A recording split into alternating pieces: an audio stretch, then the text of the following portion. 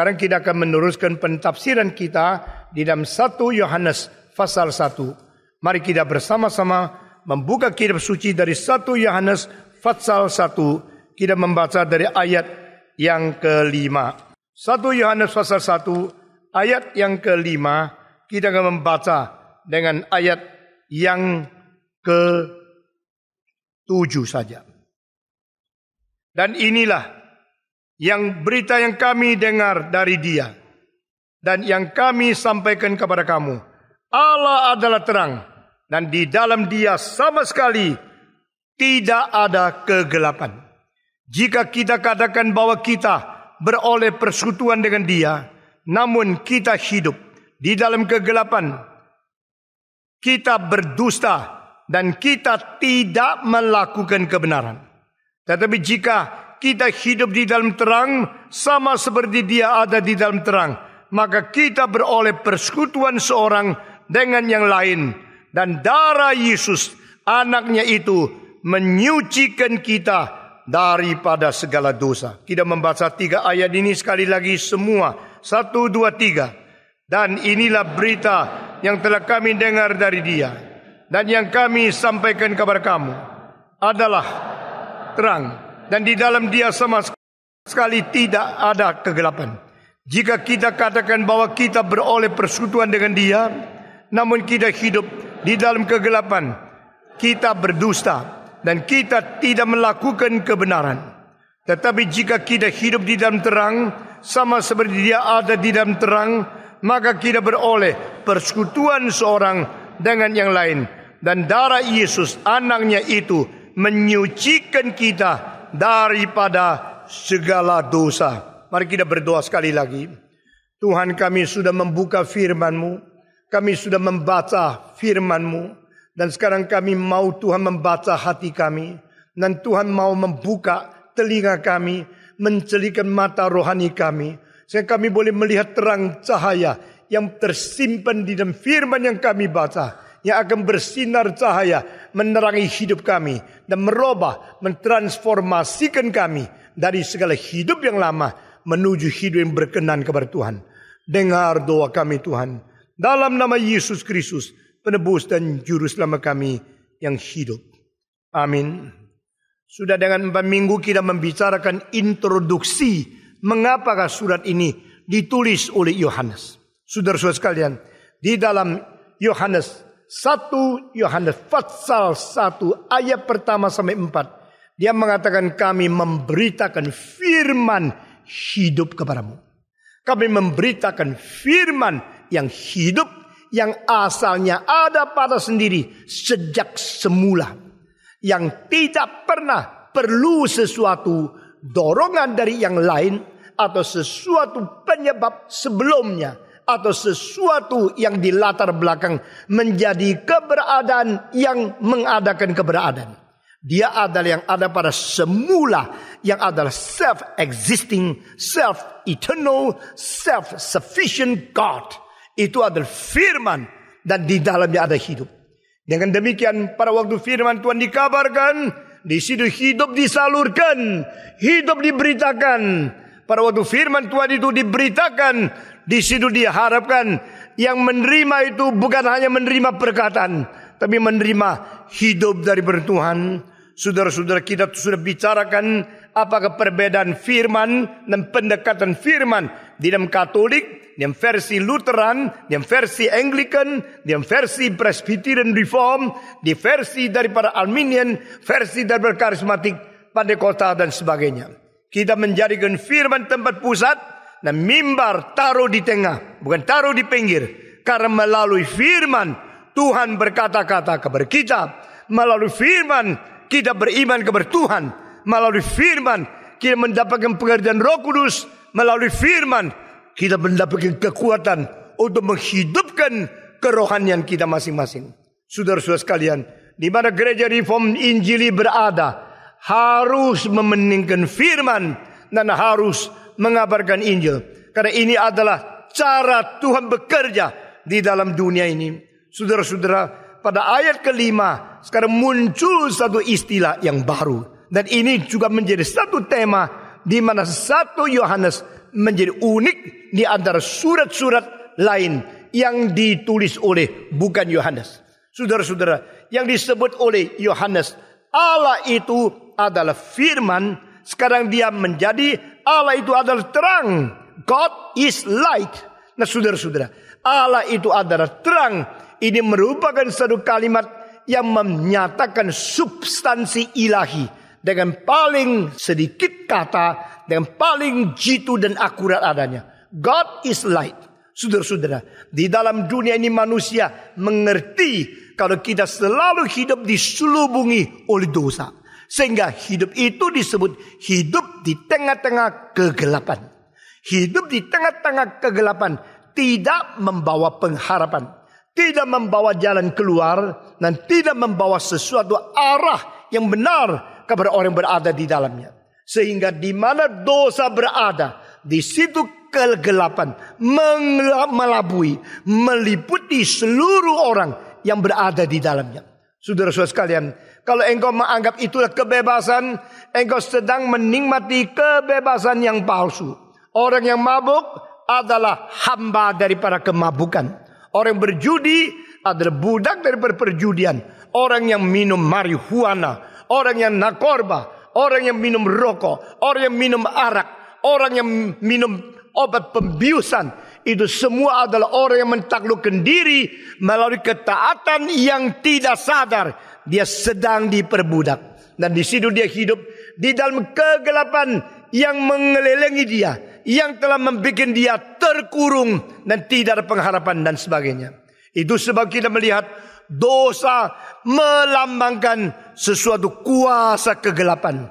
Lalu pembebasan dari dosa perlu sesuatu cahaya menembusi mendung-mendung yang telah mengelilingi kita, membawa kita sesuatu pengharapan yang baru. Dan di sini dikatakan God is light. Allah itu terang adanya. Saudara-saudara, setiap kali bicara tentang terang, saya tidak lupa di dalam sejarah semenjak Isaac Newton, Huygens, Foucault, sampai kepada Heisenberg, sampai kepada Einstein, itu cara mengertikan apa itu terang. Berubah-ubah teorinya selama lebih daripada 300 tahun. Saudara-saudara, di dalam teori daripada Isaac Newton, terang itu adalah dengan emission theory. Lalu pelan-pelan sampai menjadi particle theory, menjadi vibration theory, menjadi quantum theory. Ini terus berubah sampai abad ke-20. Sebenarnya terang itu apa sih? Terang kalau adalah benda, kenapa terang tidak bisa dihitung beratnya? Kalau dia benda. Kalau terang bukan benda, kenapa terang bisa dilihat? Jadi ini suatu paradoks yang mengandung pengertian yang rahasia luar biasa. Karena segala sesuatu yang bisa dilihat itu hanyalah benda atau fisik. Hanya benda itu yang bisa dilihat oleh manusia. Tetapi di dalam benda segala sesuatu masih ada benda yang tidak bisa dilihat. Misalnya udara. Udara itu benda, tapi tidak bisa dilihat. Udara yang adalah benda, tetapi tidak bisa dilihat. Namun mungkin diketahui beratnya. Jadi jenis udara nitrogen, jadi udara hidrogen, jenis udara oksigen mempunyai berat dan jenis berat yang berbeda. Udara itu adalah benda, tetapi tidak kelihatan. Nah saudara-saudara, sekarang kita tanya kembali, terang itu benda atau tidak? Kalau terang benda, kenapa tidak bisa diketahui? Dia punya berat itu berapa banyak? Kalau terang itu adalah benda, kenapa kita tidak bisa menghitung beratnya, menghitung zat yang sesungguhnya daripada terang itu? Tetapi kalau terang itu bukan benda, kenapa terang itu bisa dilihat? Bukan secara terang bisa dilihat. Pada tahun 1850, ilmuwan menemukan dan menghitung dengan tepat, dan sampai hari ini tidak berubah. Cahaya mempunyai kecepatan adalah setiap detik 300.000 kilometer. Saudara-saudara, atau 186.000 mil kecepatnya. Dari satu detik, dia mempunyai kecepatan mungkin putar bumi ini 7,5 kali. Saudara-saudara, yang bukan benda ada kecepatan. Mobil ada kecepatan, mobil benda. Dokar ada kecepatan, itu benda. Kapal terbang itu adalah mempunyai kecepatan, dia itu benda. tapi cahaya. Kalau bukan benda, kenapa mempunyai sesuatu kecepatan yang bisa diukur? Dan sekarang terbukti ukuran daripada kira-kira 155 tahun yang lalu itu adalah benar dan jitu adanya. Nah, ini memang adalah rahasia. Dan di sini saudara-saudara, kita melihat Alkitab sangat mementingkan istilah terang. Karena di dalam perjanjian lama, terang adalah pertama-tama yang diwujudkan pada waktu hari pertama Tuhan menciptakan segala sesuatu. Let there be light. And there was light. Ini hari pertama. Hari pertama Tuhan tidak menciptakan manusia. Tuhan tidak menciptakan binatang.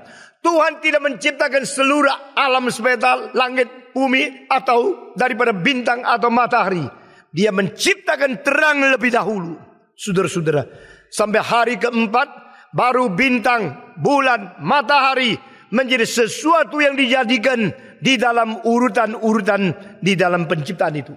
Saudara-saudara, di sini memprioritaskan terang sebagai hal pertama yang harus muncul. Merupakan sesuatu keunikan daripada agama Kristen. Saudara-saudara, Allah menciptakan terang.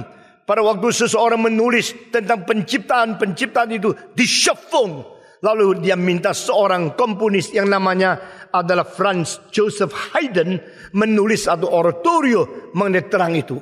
Lalu saudara-saudara, lalu diberikan syarat, Haydn, when you write an oratorio in the choruses, please do not repeat, just like in George Frederick Handel.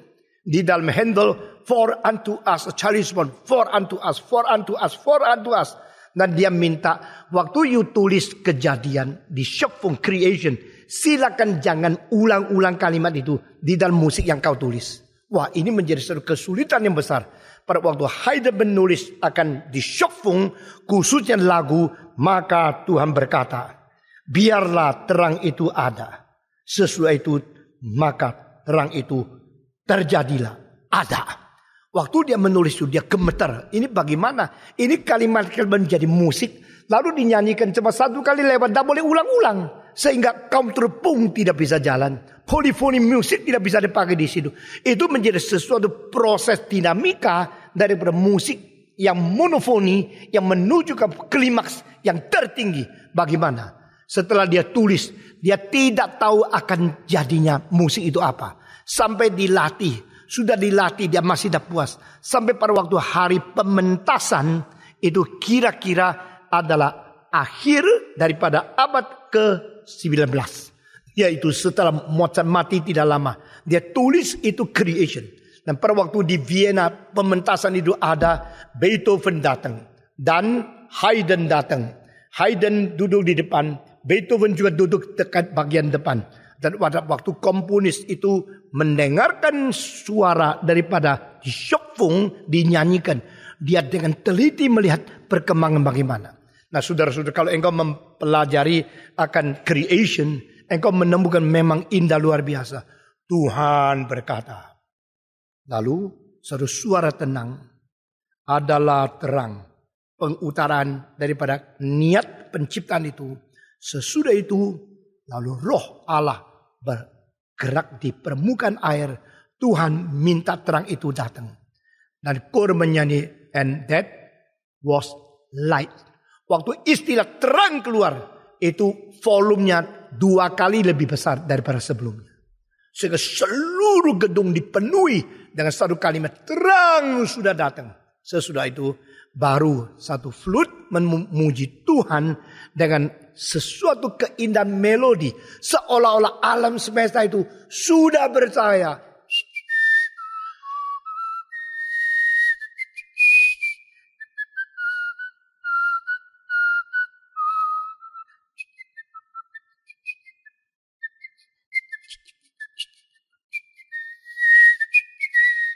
Luar biasa indahnya. Saudara-saudara, setelah dinyanyikan itu, maka penulisnya Franz Joseph Haydn berdiri.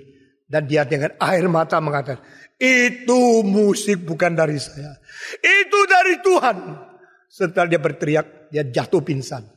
Dan tidak bisa bangun. Sudah sangat tua umurnya. Karena terlalu girang. Karena musik itu dipimpin oleh Tuhan. Setelah dia jatuh, Beethoven melihat bekas gurunya jatuh karena pingsan. Berdiri, mengangkat dia bangun. Sebenarnya Beethoven sudah kurang menghormati dia. Sama menganggap musik dia agak tua, musik dia agak kuno. Beethoven sedang menggarap, memperalihkan daripada zaman musik Vienna Classical menuju kepada sesuatu dinamika baru yang menuju kepada romantic era. Nah saudara-saudara, pada waktu Beethoven mengangkat dia bangun, dia mengaku sesuatu yang dia tidak pikir ada pada orang tua. Banyak orang muda menghina orang tua. Ya, enceng-enceng sudah tua. Orang tua pinter loh. Cuma orang tua tidak suka sok mempamerkan pinternya. Lalu lu kira dia bodoh. Padahal orang tua itu banyak yang pinter. Beethoven yang pernah sedikit menghina Haydn, hari itu bertobat. Dan dia mengaku ada karunia khusus dari Tuhan kepada Haydn. Saudara-saudara, ini cerita sudah mempengaruhi saya sejak saya masih muda sekali. Lalu saya beli kaset, saya beli piring hitam. Saya mau mendengar versi yang mana yang mengutarakan cahaya itu dengan sungguh-sungguh meriah dan setia kepada yang asal. Saudara-saudara, setiap kali saya bicara tentang terang, ada perasaan yang lain, light.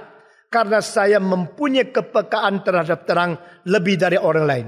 Setiap kali kebaktian, engkau duduk di tempat yang lebih gelap, saya berdiri di tempat yang lebih terang, betul nggak? Setiap kali saya disorot oleh cahaya.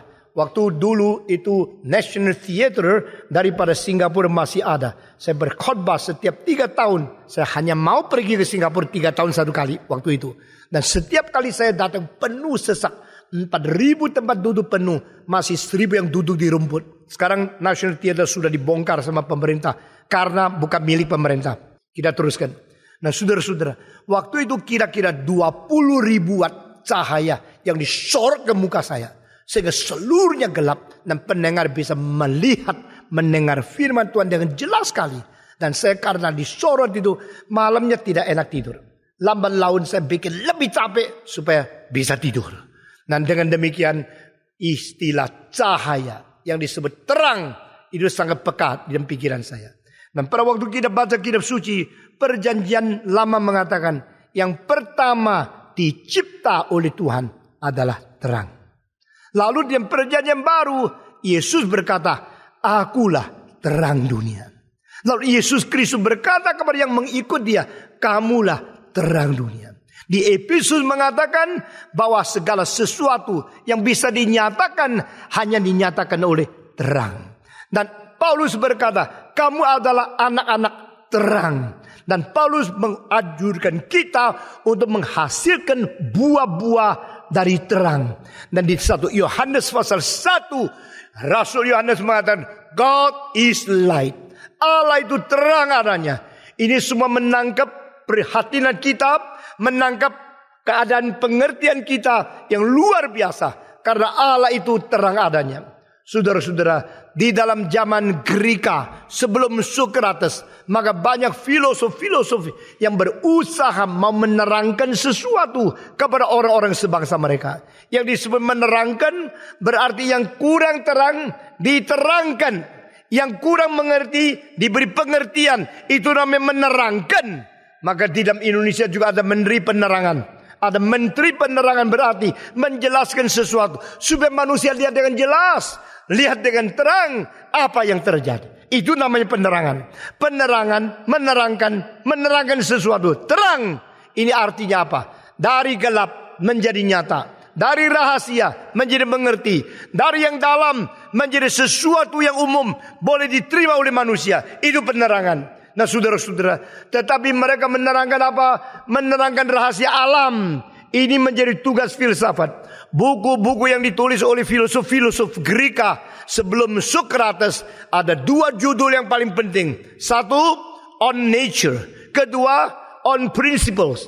Nah ini dua-dua mempunyai wilayah yang sama, yaitu menggali pengertian-pengertian tentang rahasia alam semesta untuk dijelaskan kepada manusia yang ingin mengetahui pengetahuan.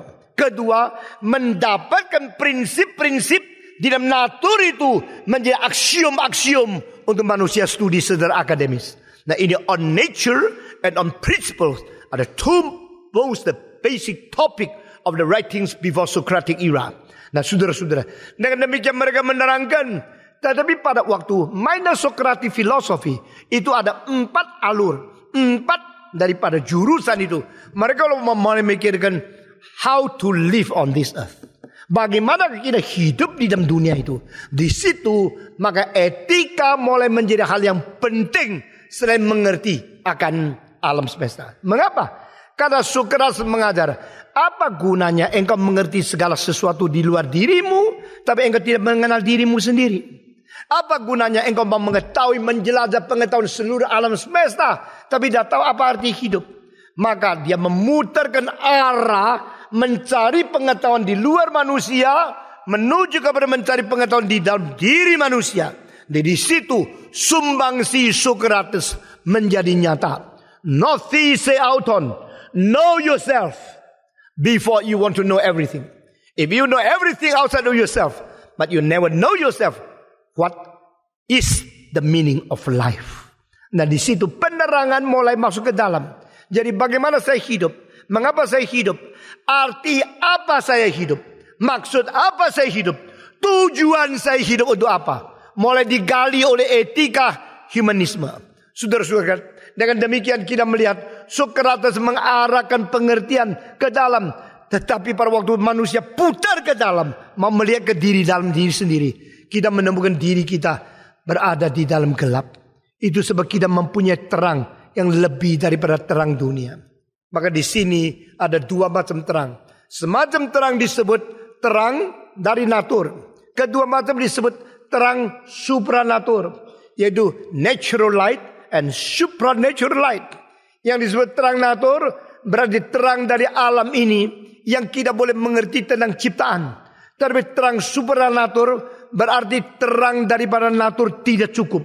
Kecuali ada sumber terang yang lain yang memberikan pengertian dan memberikan iluminasi ke dalam hal-hal rohani yang lebih dalam dari sekedar mengerti alam ini saja. Nah, itu dari mana? Orang Greka dapatnya gang buntu dan tidak ada jalan keluar. Salah seorang murid daripada Sokrates yang bernama Diogenes, dia membawa lampu keliling kota pada waktu siang-siang bolong. Pada saat cahaya matahari begitu besar, pada siang-siang hari dia bawa lampu keliling jalan-jalan terus. Lalu orang tanya ke dia, ada apa matahari sudah terbit, engkau masih bawa lampu? Dimarahin, diam, kamu orang bodoh. Tahu tidak, sinar matahari masih kurang bercahaya cukup untuk menerangi hidup manusia. Saya akan mencari orang benar di mana. Saya akan cari apa itu kebenaran. Maka saya pasang lampu seolah-olah dunia ini masih gelap. Dan dia memakai cara ironis untuk menyinggung, menyindir. Dunia ini gelap. Dunia ini betul-betul berada dalam keadaan gelap gulita. Saudara-saudara, yang disebut gelap bukan gelap tidak ada lampu. Yang disebut gelap tidak ada cahaya kebenaran. Maka Diogenes membawa lampu mencari. Karena dia bilang, lampu ini melambangkan bahwa matahari masih kurang terang. Dunia ini masih gelap. Nah, dari sudut situ engkau mengerti ayat ini. God is light. Allah itu terang adanya. Di dalam dia sama sekali tidak ada kegelapan. Oh, ini menjadi pengharapan manusia. Ini menjadi satu pencetusan jalan keluar. Apakah manusia masih ada harapan depan? Apa manusia masih ada satu pengharapan diam kekekalan? Ada. Simply because God is light. Tuhan itu terang adanya. Allah itu terang adanya semua. Allah itu terang adanya. Itu sebab siapa yang berkata aku percaya kepada Allah, biar dia hidup di dalam terang, bukan hidup di dalam kegelapan. Maka di sini langsung secara kontra Yohanes mengatakan, dan inilah berita yang telah kami dengar dari dia dan yang kami sampaikan kepada kamu. Allah adalah terang dan di dalam dia sama sekali tidak ada kegelapan. Saudara-saudara, dengar perumpamaan di bawah ini. Saya berada di sini. Terang di depan saya. Coba tanya, di belakang saya itu apa? Bayang-bayang kan? Bayang-bayang yang gelap mewujudkan sesuatu ketidakmungkinan menampung terang karena ada yang menghalangi. Saya berada di sini, terang di depan, Kegelapan berada di belakang, berarti saya menghalangi terang. Dan saya mengakibatkan belakang saya ada bayang-bayang yang gelap. Sekarang saya balik. Perbuatan saya putar balik. Saya membelakangi terang. Terang di belakang saya. Saya tetap menjadi penghalangan terang. Dan saya melihat bayang-bayang saya berada di depan saya. Kalau demikian, ini mewujudkan apa? Di mana saya putar, di situ saya akan menemukan di belakang saya pasti ada kegelapan. Jikalau terang di depan saya. Jikalau saya putar, di depan saya ada terang. Berarti terang di belakang saya. Ngerti? Sehingga bagi manapun saya putar, saya tidak mungkin tidak menemukan ada sesuatu bayang-bayang kegelapan di sekitar saya. Atau di samping, atau di kanan, atau di kiri, atau di depan, atau di belakang. Karena saya menghalangi terang. Kalau demikian, saya sendiri tidak mungkin adalah terang. Karena saya menjadi penghalang terang. Saya perlu diterangi. Sekaligus diterangi, belakang saya menjadi tempat yang dihalangi oleh saya. Itulah keadaan saya dan terang. Nah ini kalau engkau mengerti, diperluaskan pengertian, akan menjadi sesuatu yang besar sekali di dalam pengertian masyarakat. What happened if I see my shadow in front of me? It means absolutely I'm backing light. Kalau saya sekarang melihat bayang-bayang di depanku, dengan pasti saya sedang membelakangi terang. Betul tidak? Kalau manusia terus melihat hari depannya gelap, itu berarti apa? Berarti seluruh umat manusia sudah meninggalkan Tuhan. Nah inilah kebudayaan. Pengertian ini kalau diperluas akan menjadi luar biasa pengaruhnya. Untuk merubah konsep kita. Kita melihat hari depan manusia sudah ada teknologi, sudah ada ilmu, ekonomi sudah kuat. Kenapa masih gelap? Kenapa? Karena kita meninggalkan Tuhan. God is light. Kalau Allah itu terang adanya dan kita meninggalkan terang, berarti kita menuju ke kegelapan sebagai bayang-bayang kita sendiri. Saudara-saudara, saya sering berkata kepada pemuda, jangan melemparkan batu di depan. Karena engkau akan menjalin ke depan, kena batu sendiri. Banyak orang mengatakan sesuatu, mengerjakan sesuatu. Dia tidak pikirkan hari depannya itu bagaimana diganggu oleh apa yang dia kerjakan. What you talk, what you say, what you do will someday hindrance your path. Saudara-saudara, sesuatu yang tidak beres, engkau ngomong, lempar di depan. Engkau jalan kebentur lagi. Engkau lempar di depan, bentur lagi. Saudara-saudara, kenapa engkau tidak mengikuti Alkitab? Lemparlah segala kerusakan, kebodohan, dosamu kepada salib. Di situ dia tanggung dan dia memberi hidup baru kepada engkau. Tidak akan menjelajahkan kegelapan lagi. Saudara-saudara. Nah mari kita memikirkan tentang ayat yang penting ini. God is light. Di dalam dia sama sekali tidak ada kegelapan. Nah sekarang saya mau tanya. Caranya apa? Saya hidup tidak kelihatan bayang-bayang. Coba diskusi 1 menit dengan sebelahmu. Caranya apa? Saya tidak pernah hidup tidak lihat bayang-bayang. Caranya mendung. Caranya kalau matahari tidak bersahaya. Kalau begini tidak ada bayang-bayang. Kalau engkau berada di kegelapan.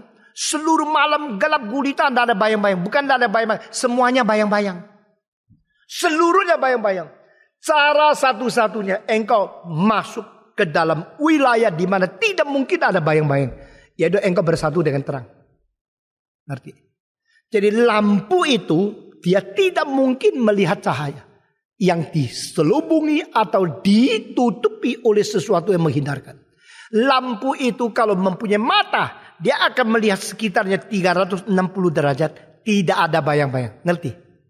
That is God. Jadi Allah adalah satu-satunya yang di dalam diri dia tidak ada kegelapan. Because he is light. When you are living in the light of God, you are living to united with the light of God. You never see your own shadow. Nah ini caranya hidup orang Kristen. Maka ini Alkitab mempunyai pengertian yang dalam luar biasa. Tetapi pakai bahasa yang gampang sekali. Waktu engkau membaca, tidak ada satu ayat yang perlu engkau cari kamus. Tidak ada sesuatu yang engkau perlu lagi memikir lebih dalam. Karena gampang kan? Inilah berita yang kami telah terima dari dia. Dan kami sampaikan kepada kamu. Yaitu Allah itu adalah terang. Dan di dalam dia sama sekali tidak ada kegelapan. Mengapa Allah itu terang? Dan di dalam dia tidak ada kegelapan. Karena terang itu menjadi satu sumber meradiasikan cahaya. Maka semua radiasi kalau dilihat oleh dia adalah perginya cahaya dari dia. Dan tidak ada yang halang. Kegelapan tidak ada. Jikalau ini adalah terang, ini adalah penghalang, dan belakangnya ini adalah bayang-bayang, maka saudara-saudara perhatikan, dia tak mungkin dilihat oleh terang. Karena terang itu melihat tempat yang menerima terang dan tidak melihat bayang-bayang di belakang dia. God is light. Allah itu terang adanya. Di dalam diri Allah tidak ada kegelapan apa-apapun. Dan di luar diri Allah semua mendapatkan cahaya penerangan yang menjadi suatu emisi dan keluar daripada dia. Ini sesuatu rahasia besar. Sehingga kalau kita menghadap Tuhan, kita menghadap terang. Kalau kita menghadap terang, kita membuang kegelapan di belakang. Waktu kita masuk ke dalam diri Tuhan, kita hidup dalam diri terang, baru kita mengerti kenapa di dalam diri Allah tidak ada kegelapan. Karena dia sendiri itu adalah dirinya terang. Dia adalah ansih. Saudara-saudara, ansih itu sendirinya terang. Itu adalah dirinya Allah. Dan di dalam dia tidak ada kegelapan. Itu sebab dengan hidup demikian, maka kita menjadi sesuatu hidup yang bersekutu. Hidup bersekutu yaitu hidup yang bersatu. Hidup yang mengalir. Hidup yang sama sekali mempunyai sesuatu hubungan antara person dan person. Interpersonal relationship yang paling sehat adanya. Sekarang kita mau mengerti apa artinya kalau kita ngomong sama orang itu kok bisa enak. Ada orang kita ngomong tidak bisa enak. Semua kawan kita yang kita anggap akrab adalah kawan kalam yang bisa menyalurkan sesuatu dengan jujur tanpa halangan dari hati ke hati. Nah saudara-saudara, kita ingin bukan mendapatkan kawan yang baik. Kita ingin bukan mempunyai persahabatan yang betul-betul berlalu lintas dengan sungguh-sungguh lancar dan tidak macet. Kita ingin bicara sama orang yang bisa cocok dengan kita. Tapi jangan lupa, jangan terlalu cepat utarakan segala hatimu kepada orang yang tidak sesuai dan tidak patut menerimanya. Di dalam peribahasa Tionghoa mengatakan, Jiao qian, buke yan shen.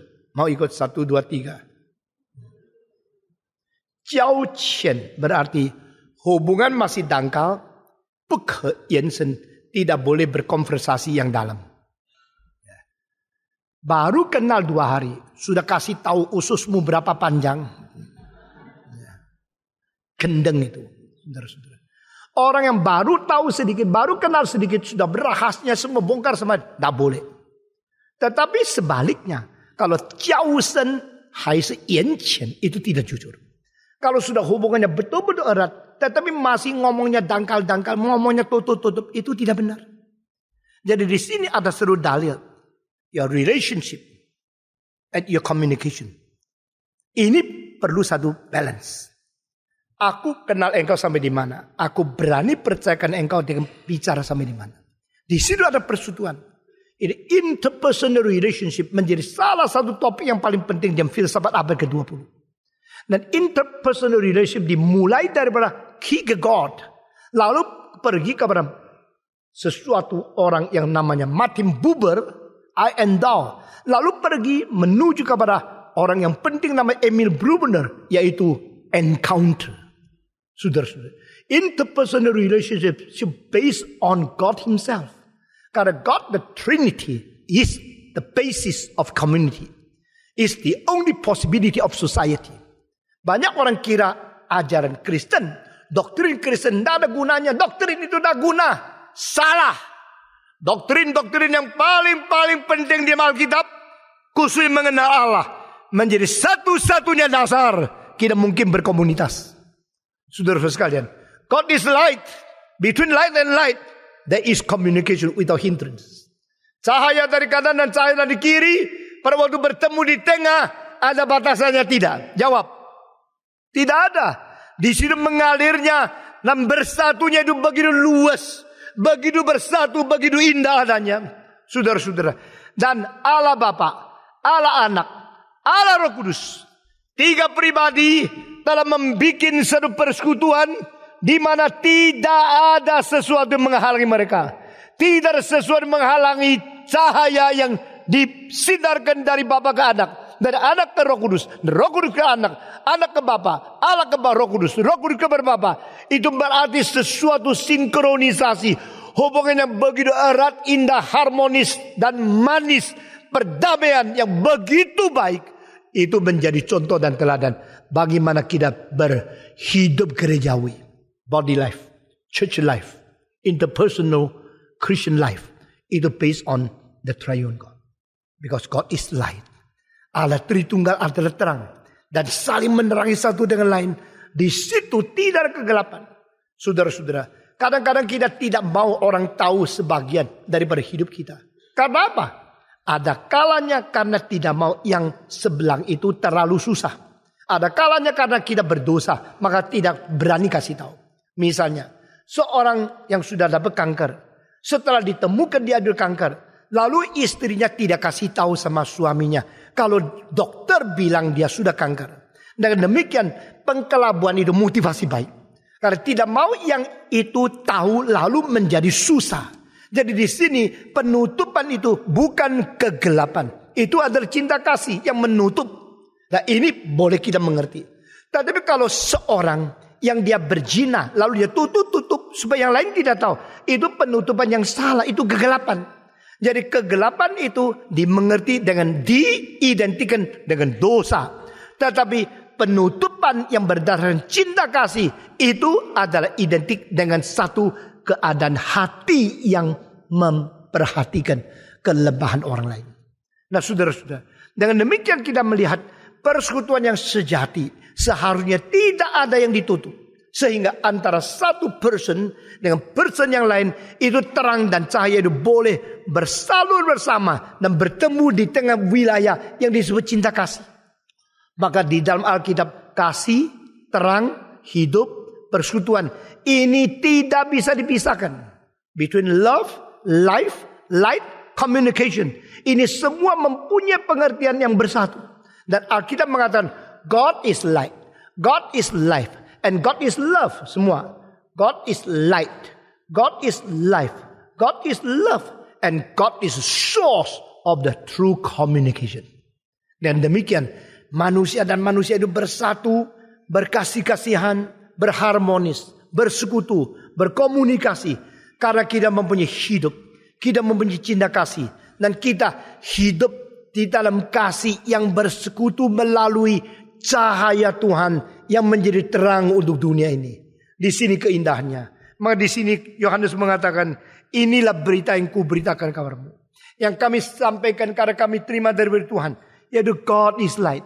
Allah itu adalah terang, dan di dalam diri dia tidak ada kegelapan.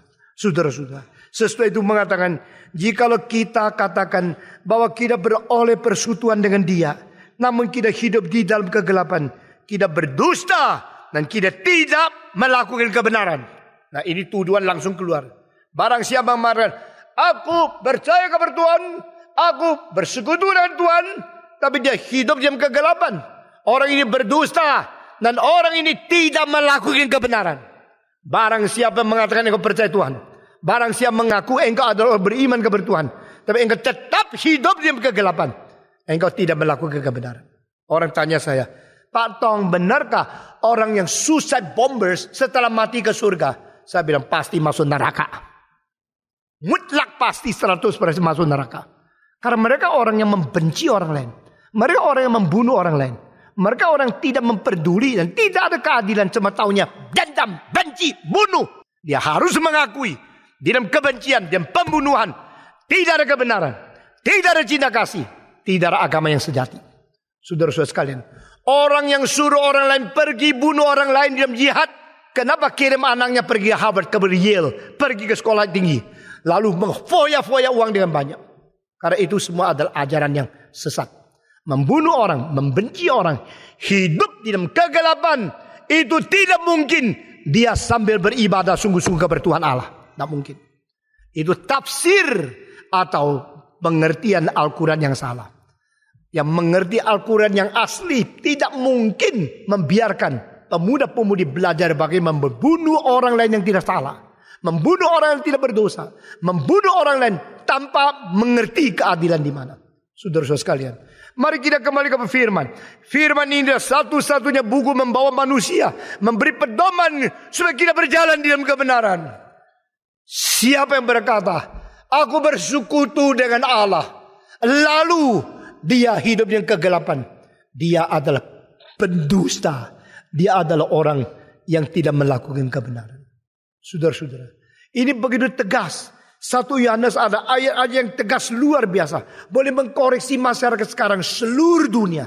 Tetapi manusia ini kira ini buku yang kuno. Ini berita sudah 2000 tahun yang lalu, tidak ada hubungan. Saya tidak melihat begini. Saya melihat yang kekal bernilai kekal. Yang sementara digeser oleh zaman sesudahnya. Saudara, anything produced in one age will be demolished by another age. But which is from eternity will last forever and ever. And the word of God is the truth forever and ever. Amin. Kebenaran Tuhan, kebenaran yang selama-lamanya. Allah itu terang, di dalam dirinya tidak ada kegelapan. Lalu dikatakan, jikalau engkau berkata engkau bersekutu dengan Tuhan, tapi engkau masih hidup di dalam kegelapan, engkau pendusta, engkau tidak ada kelakuan sesuai dengan kebenaran. Apakah kita orang benar? Saya sayang kalau antara Kristen dan Kristen, majelis dan majelis, pendeta dan pendeta masih tidak bisa bersekutu. Yang mesti ngomong dan mau ngomong, yang ngomongkan yang palsu, yang dikatakan itu ditutup-tutupi. Iya, dalamnya pikirnya lain. Itu tidak bisa bersekutu.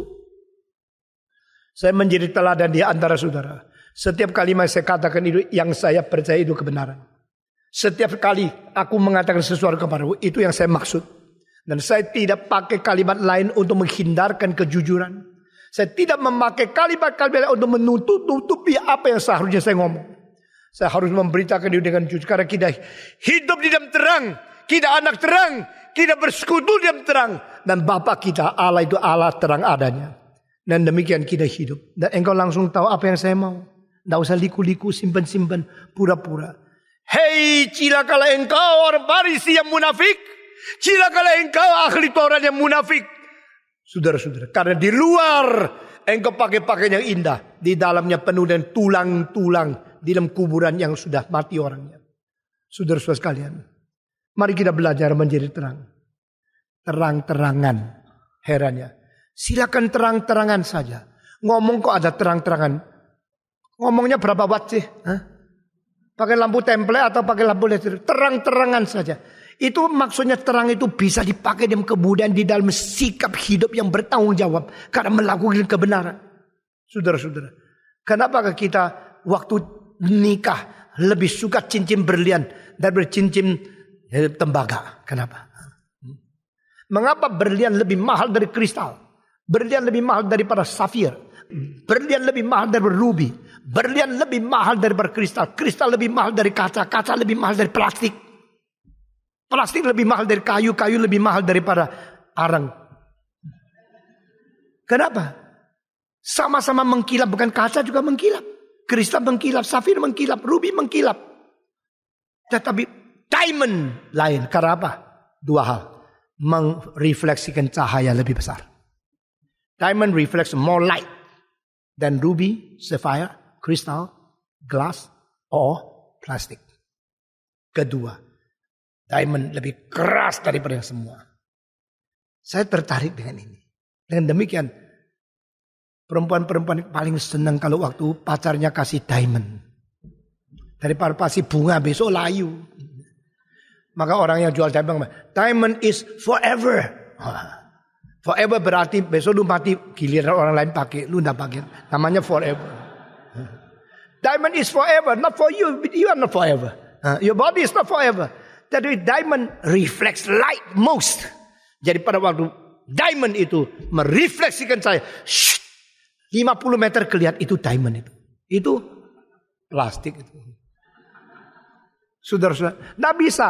Artificial diamond pun tidak bisa membandingkan. Saudara tahu tidak? Saudara bisa jadi diamond. Sekarang sudah ditemukan manusia itu ya. Kalau sudah mati, diabukan. Sudah diabukan jadi debu. Debu itu dipres dengan mesin 50 ton. Akhirnya kamu jadi diamond. Jadi jangan menghina dirimu, itu debu dan diamond. Bukan debu tok. Ya. Tapi diamond itu tidak bagus. Yang bagus yang dibikin oleh Tuhan di dalam alam semesta. Bukan 50 ton. 500 ribu million ton. Bikin itu karbon menjadi diamond. Dan semakin keras, makin merefleksikan cahaya. Nah ini kenapa ada hubungan? Hubungan adalah orang yang sifatnya keras mau menjalankan kebenaran. Dia merefleksikan cahaya. Saudara-saudara. Emas kenapa tidak luntur? Karena emas tidak mau kompromi. Semua 1, 2, 3. Emas yang tidak ikut dapat tembaga saja ya. 1, 2, 3. Emas kenapa tidak luntur? Karena emas tidak mau kompromi. Tidak mau oksidasi. Kenapa ke besi berkarat? Karena besi terlalu gampang kompromi dengan oksigen. Itu saja. Mengapa diamond merefleksikan cahaya? Karena diamond lebih keras daripada yang lain. Dan kekerasan itu kekerasan murni. Kekerasan yang sungguh-sungguh mau mentaati sesuatu dalil kemurnian. Maka dia merefleksikan. God is light. Terakhir. Cahaya itu ada dua hal. Yang sangat-sangat paradoks. Pertama. Di mana ada cahaya? Di situ ada kehangatan. Tidak ada cahaya yang tidak meradiasikan kehangatan. The warmth, the heat in the light. Kedua, di mana ada terang, di situ ada pengorbanan diri. Untuk survive, untuk continue the lightning. Sesuatu shining terus menerus, dia harus mengorbankan diri. Dan Allah itu terang adanya. Dan kita hidup di dalam terang. Kita bersekutu dengan dia. Maka kita harus belajar daripada sifat ilahi. Untuk menjadi teladan dan contoh kita masing-masing. Jikalau kita berkata aku bersekutu dengan Allah. Tapi jangan lupa engkau bukan bersekutu dengan geng. Engkau bukan bersekutu dengan orang jahat. Engkau bersekutu dengan sumber cahaya itu sendiri. Sehingga di dalam dia tidak ada kegelapan. Tapi engkau bersekutu dengan Allah sampai engkau hidup dengan kegelapan. Itu membuktikan engkau pendusta. Engkau tidak melakukan kebenaran adanya. Maka kita bersekutu dengan dia. Dan bersekutu dengan Tuhan. Mengakibatkan kita akan secara otomatis bersekutu dengan anaknya. Dan di dalam persekutuan ini. Dosa kita akan diampuni. Saudara-saudara. Minggu depan akan saya bicara ayat 7 khusus. Mengapa ayat ini penting sekali. Barang siapa bersekutu dengan Tuhan. Dia bersekutu di dalam anaknya. Dan barang siapa bersekutu di anaknya. Anak cara Yesus membersihkan kita dari segala macam dosa. Mengapa ada kuasa begitu besar daripada terang itu. Tuhan akan memimpin kita masuk selangkah demi selangkah. Di dalam kebenaran yang kita baca. Mari kita berdoa. Bapa di dalam surga, kami berterima kasih. Karena sebelum kami disebut terang dunia. Tuhan sendiri sudah adalah terang di dalam dunia. Dan Tuhan adalah terang itu sendiri sehingga tidak ada kegelapan yang terdapat di dalam diri hidup Tuhan. Beri kekuatan kepada kami untuk hidup di dalam terang. Dan kami meninggalkan kegelapan. Kami meninggalkan pendustaan. Kami meninggalkan hidup yang tidak bersungguh-sungguh jujur di hadapan Tuhan.